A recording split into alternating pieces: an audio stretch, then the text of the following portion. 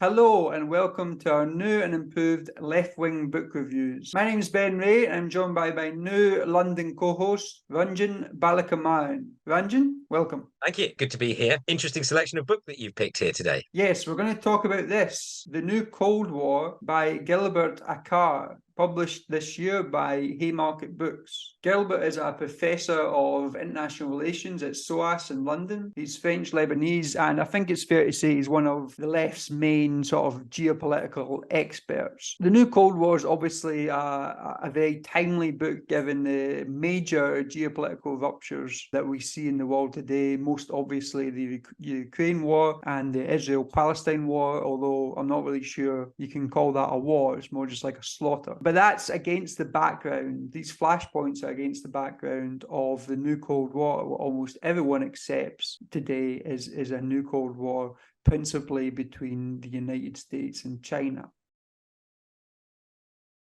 In Gilbert Achcar's book, he very much focuses on the Russia-US dynamic. And what he finds is that the United States in the 1990s, after the fall of the Soviet Union, in its unipolar moment when it was by far the dominant force in the world, geopolitically, economically, ideologically, it squandered that moment because it still saw, despite its power, despite its overwhelming hegemonic power, it still saw Russia and China and a potential alliance between those two countries in Eurasia as its main threat to US global hegemony. So instead of trying to integrate Russia, what Achcar finds is that through economic shock therapy in Russia, which destroyed the Russian economy, and through isolating Russia geopolitically through NATO's expansion eastwards, Russia ended up going from a country under Yeltsin, who's very much a kind of American poodle, to a hostile country to the United States under Putin. What Achcar is very clear about is that the roots of this were not in the Putin era. The roots of this were under Bill Clinton's presidency of the United States in the 1990s, when, and especially the turning point was the Kosovo War, which NATO's bombing in the Kosovo War, because that showed to Moscow that the United States didn't see it as a partner in global affairs, but as a potential hostile enemy. So from there, tensions escalated in the 2000s under Putin, with the expansion of NATO to more countries in the former Soviet Union bloc. And that is the kind of momentum which led towards the Ukraine war, which was a key geopolitical prize for both the United States and for Russia. Now, Achcar is clear that, well, this is the process which led to the Ukraine war. Putin himself is responsible for the invasion of Ukraine. What's happened since the Ukraine war is that Russia has become increasingly reliant on its relationship with China, and because the United States is sanctioning China, doing other hostile maneuvers towards China, China is also determined to maintain and strengthen its relationship with Russia. These two countries, Russia and China, have notoriously had rivalries, despite both being Soviet countries in the past. They were at each other's necks during much of the Soviet era. But in the post-Soviet era, in the new Cold War, they're being pushed together. So the exact thing that the United States wanted to avoid, a Russian-Chinese alliance, is what's actually happening. The US, according to Achcar, the US has pushed and continues to push global relations in the worst possible direction as the new Cold War potentially heats up and becomes increasingly intense and polarized. Ranjan, what did you make of it? I think you've selected some very useful parts of the book and quotes. The last one about the worst possible direction. It's brilliant that he puts that at the end of the book, and I think at different points they say roughly the same thing. The transition of China going from being friends with the Soviet Union until the 50s, I think, and then afterwards being effectively in competition with them. During the Vietnam kind of period, I think the US reaches out to China to try and get it on side, but really only in the 70s does it really go for it. So that kind of pendulum of loyalties and shifting rivalries is what is being painted here over the course of time. And yeah, I think that's a good starting point in itself, because of course they just keep rearranging themselves. But from that quote, you can feel that there's almost an inevitability about the conflict that it's almost as if it was built in to always happen. Yes, there's this idea in the book of the self-fulfilling prophecy, that basically the United States in the 1990s, despite having a close relationship with Russia under Yeltsin, saw in the future that Russia could once again become a threat to US power and therefore organized itself militarily, economically on that basis. And that essentially made Russia become an enemy power because the United States is such a powerful country in the world. I think that's one of the main sort of arguments that Achcar makes, is that the United States have kind of pushed this relationship upon Russia. Now, he doesn't let Russia off the hook. And I think that's important to say. A lot of times when people talk about the Ukraine war, they say the cause is only NATO enlargement or it's only resurgent Russian nationalism. And Achcar is very clear that no, actually, these are two self-reinforcing dynamics, that because the US has treated Russia as an enemy, has expanded NATO, that has encouraged a resurgent Russian nationalism, especially since 2012 when Putin regained the presidency from Medvedev and he started becoming very paranoid about the Arab Spring. He interfered in Syria. And so there's these dynamics within Russia, internal to Russia as well, which have pushed Russia towards invasion of Ukraine. Achcar goes further than I would. He says that you could potentially consider Russia a neo-fascist regime today. I wouldn't argue that, but he's very clear that Russia has got its own internal dynamics, it's got its own sort of sub-imperialist dynamics which led it to invade Ukraine. But it has to be understood within the paradigm of US global hegemony and the way the US has treated Russia within its kind of broader imperial architecture. Yeah, he's weaving through so many places, time periods, and ideas that it's quite interesting how much detail he goes into, but at the same time, he's quite good at sometimes just mentioning something and not going into it that much. So for me, there are things that he leaves out. But before we go that much further on that particular topic, what do you think about the structure of the book? Because some people who watch this may never read the book or may be interested in reading it, in which case what I found interesting was when we talked about it before, you said to me that he's republished. The first two chapters are republished from articles that he wrote in the late 90s, in which he talks about coining the term New Cold War, as in saying he didn't think many people were using it very much before. So he talks about the etymology of the word New Cold War and Cold War, which I find quite interesting. For me, it's a bit like saying, when are you middle-aged? Between 40 and 70 or 40 and 60 or something like that. And so he says, when are you definitely talking about a Cold War? And when are you definitely talking about New Cold War? So he cites who has used the term. And in chapter 1, where he talks about, it's called the Strategic Triad, the United States, Russia, and China. I think he says, listen, I would have published this as a book myself before, but I ended up, Tariq Ali persuaded me to include it in one of his books, whereas I should have done it myself. But He's yeah, a little he talks bitter. about those He's a little bitter about that, I think. a little bit. But as you said, it's really, you could argue that he's put those two chapters there just to say, I told you so, but they are very good chapters in and of themselves. I've worked in and studied banking over the years, and it's amazing the amount of detail he goes into military finance to make his point. So he says, that you can just look at the correlation between particularly military finance during the Reagan years when, I mean, there is an enemy, but then afterwards, during the Clinton years, they can't find an enemy immediately to excuse. So they're saying that under Reagan, the Americans are having to cut back officially on their military finance. But at the same time, arguments are being made that in the future, you've got information warfare and other types of warfare. So the hawks and the military finance and the lobbyists are constantly talking about where to direct the funding so that they can continue spending. And the point is they continue spending. They cut this, but they keep spending on that. And why would you be doing that if you couldn't find an enemy? Well, we might have to find one. I mean, there's always this question, isn't it? Is US foreign policy driven by a sort of imperial grand design for global hegemony, or is it really driven by the interests of the military-industrial complex and the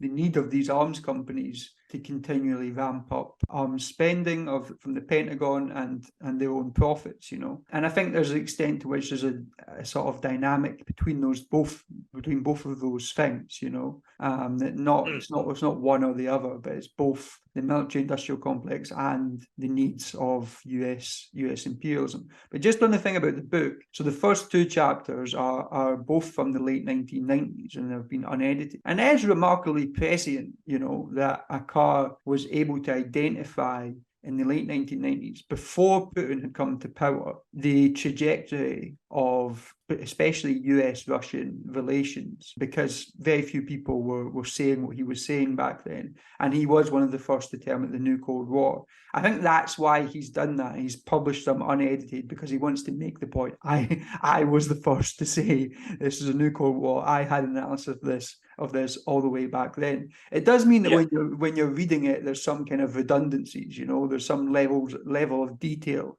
about military budgets in 1997 that is not, the most fun to read, and you have to kind of wade through that. But I can see why he's done it. He wants to justify the fact that he has developed this concept a long time ago, and it's been proven to be very present. Yeah, and I think he's validated also in the sense that it is a cumulative experience. I mean, it's history, it's building up. So, I mean, a critique of some of the Marxist schools, I think, of anthropology is that it's very easy to say "I told you so" because of the benefit of hindsight.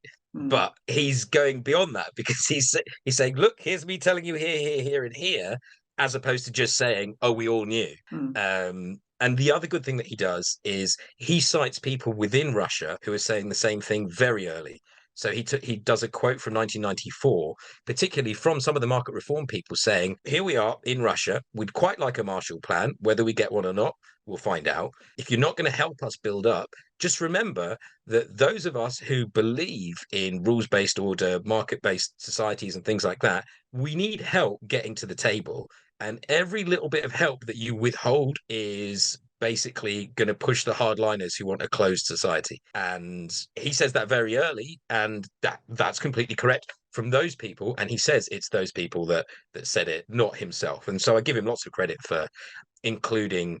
I mean, he's done a lot of reading and he's paid a lot of attention and he's included a lot of the right people. Yeah, and I think it's important to remember that, the United States could have had a completely different approach to the post-Soviet Russia. It could have had a type of Marshall Plan, right, like it did with Germany and Japan after the Second World War, where it invests enormously in these countries, it integrates them into circuits of US capital into Wall Street, and makes it part of basically the American geopolitical and economic architecture. Instead, what it did was try to, go for a feast on the resources, of those countries, and opened it up to the oligarchs, massive privatization. And the crash in the Russian economy then, it was absolutely incredible. 25% lower the economy was 3 or 4 years after the fall of the Soviet Union than it was before. The economy collapsed. There was mass hunger. And that's why it creates what Achcar calls a Weimar situation,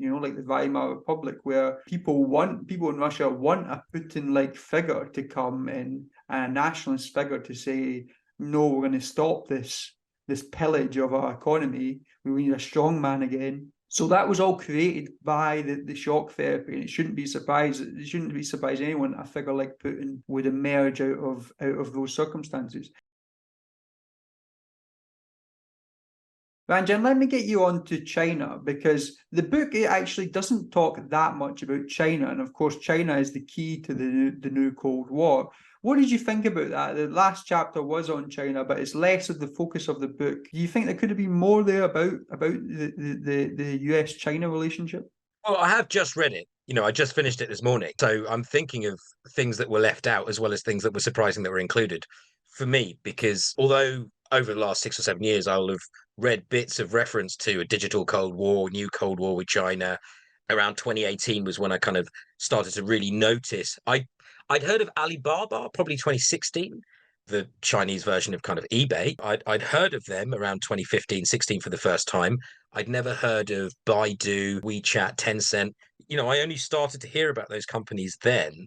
And right then in the FT, you'd see articles saying there's a bit of a digital Cold War. So that's when people started to get worried about Huawei and 5G, which then led to Huawei being taken out of the game. He doesn't talk very much about the tech side at all.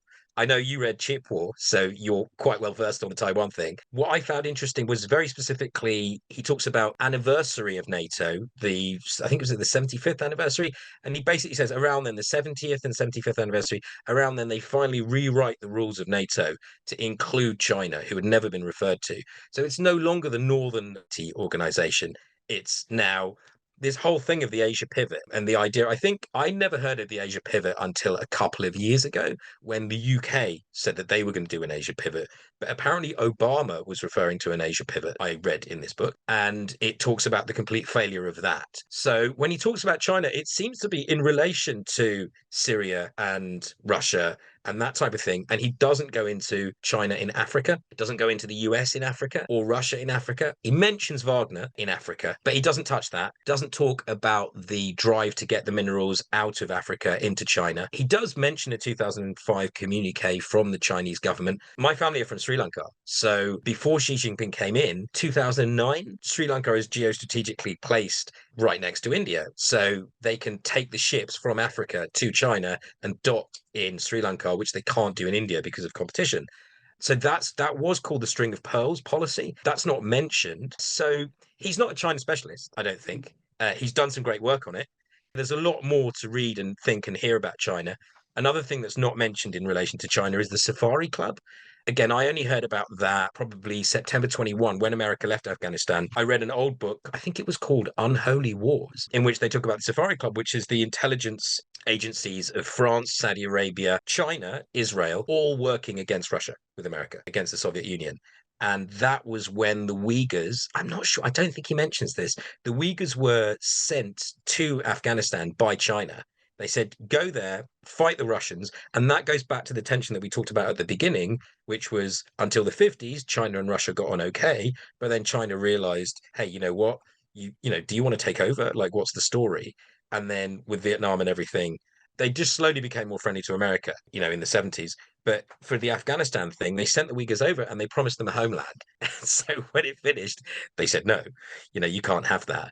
So those little things are there and you can't include everything. So it's brilliant. And as you pointed out, he doesn't really talk about some of those details, but amazing the way China is included in the NATO communique. Because I think at the beginning of 2022, just before the Ukraine invasion, I remember Russia was referred to as a threat and China as a challenge. And I didn't know that China were already written into the NATO communique, their definition. It was shortly after Russia's invasion of Ukraine, at a summit in Madrid, that they started referring to China and Asia in general as a sphere of influence for NATO. Now, remember, this is the North Atlantic Treaty Organization. It's supposed to be in the North Atlantic, but that went out the window long ago. Achcar has kind of three phases of NATO: the pre-fall of the Soviet Union phase of NATO. After the fall of the Soviet Union, NATO redesigns its constitution, says that it's has the right to interfere anywhere in the world to protect the interests of the the countries in the North Atlantic Treaty Organization. So then you have its involvement in Afghanistan, Libya, etc. And then he says after the summit in 2022 in Madrid, this is the third phase of NATO, where now it's taking on China essentially. Yeah. And this is obviously ramps up the dangers massively. But I think the key argument that Achcar makes in the China chapter is that China was quite happy working within the US global order. It didn't really want to rock the boat. Why? Because it wanted investment from the United States, it wanted technology transfer from the United States, and it wants a kind of free market model worldwide. That's been very, very useful for Chinese development. Chinese massively relying on its exports. So it didn't want to rock the boat of the global order. There's this idea that China under Xi Jinping, it wants to tear everything up. The country that's tearing up neoliberal globalization is the United States. The United States is put in. He does also say that Russia acquiesced as well post 9/11. Yeah, sure. They allowed all of these different things, and they didn't say anything. Exactly. So it's really the United States that's tearing up its own order because now it doesn't suit its interests because it sees China as becoming too powerful within the ambit of the system that it developed. So China is having to develop its military. By the way, its military spending as a percentage of its GDP is still significantly lower significantly lower than the United States. It's still lower than quite a lot of countries. So it's still, China still wants to stay on a peaceful path, but is being, unfortunately, the US is for its hostile positioning, for its desire to kind of bring China down, for, you know, sanctions on technology like microchips, to kind of render it as a sort of second-class country, inferior to the United States, stop it competing with the United States. It is creating increasing geopolitical tensions, especially around Taiwan. And just one final point on China, which is about Europe. It's interesting that Achcar refers to Chinese sort of strategic documents from only 3 or 4 years ago, where he says, where China considers Europe a, quote, a key strategic partnership for China. And of course, there's massive trade links there for Germany, and I think for France. China is the biggest trade partner, is their biggest single trade partners. But since the Ukraine war and Europe being brought, has been brought wholesale under US leadership since the Ukraine war, especially Germany, which has gone from being quite a pacifist country to one now spending heavily on its military, heavily committed to NATO. Lots of countries around Europe are increasing their NATO spending. Also, because of the destruction of Nord Stream 2, Germany is now getting its gas, lots of its gas from the United States. So the Ukraine war has been very good for the United States in terms of bringing Europe back under its full hegemonic leadership, but it's soured Europe's relationships with China. So Europe could have been a kind of balancing act between these two major powers, between China on the one side and United States on the other. It's giving up that potential role to kind of fully embrace a declining hegemonic power in the United States. I think China was up for Europe playing that role as well. I think some of the conservative videos that I've seen, they basically say, when critical of Germany, this is including like former US military people, they'll say things like, which country votes for its own decline, in the way that Germany, their politicians have done nothing about Nord Stream 2 and are allowing America to control it in various ways. Obviously, you've got Scholz and Baerbock. I'm not going to go into that, but I can see why Germans would be unhappy with their leadership. I think we shouldn't go over this video without saying something about the situation in Gaza specifically, because obviously it does have big geopolitical ramifications. I think especially in terms of how the global South sees the Western world and Western leadership in the world and US leadership in the world. How do you think that's going to play out? What do you think the long-term ramifications are of what I would call the genocide in Gaza? Well, I've not thought too much about that, but I'm quite pessimistic on all of these fronts always. But on the real-time perception, it's the same as before, which is he uses a term the French use. He calls it variable geometry, which I think is him referring to double standards. So the way in which, because the US has that empire that dare not speak its name. Yeah, they want to take advantage of the benefits without actually having any of the costs, if you see what I mean, like the moral costs and things like that. So yeah, as you said before, is it a war? How can you call it a war? This was what's his name, Baudrillard, said about the Gulf War. He said this is not a war. A war normally has two sides, equal. Achcar's brilliant when talking about what little chance Iraq stood against America. So why did we call it a war? And here, yeah, I suppose, words like the global South and, the rest of the world, their perception of what's going on would be, that it is horrific and you've got to watch your step. I think it's also interesting the way in which one side is allowed to behave in a certain way. And if anyone else behaves like that, they're not allowed to. So if China were to treat the Uyghurs the way they do, that is built into the NATO, like the new NATO thing is to say, oh, look, China's terrible human rights record against the Uyghurs, whereas what's happening in Palestine is off limits. You can't talk about that. The same with different conflicts. As I said, I'm from Sri Lanka, and here in London, nobody said anything when what happened to us happened. I mean, obviously China, Russia, all of these people, they all want to be friends with India and each other. So everybody just looked the other way. So there is a whole cycle. Nothing is mentioned about Africa at all. And if you look at strategically where Israel is placed, is Israel Asia, Middle East, Africa? Is right in between everything.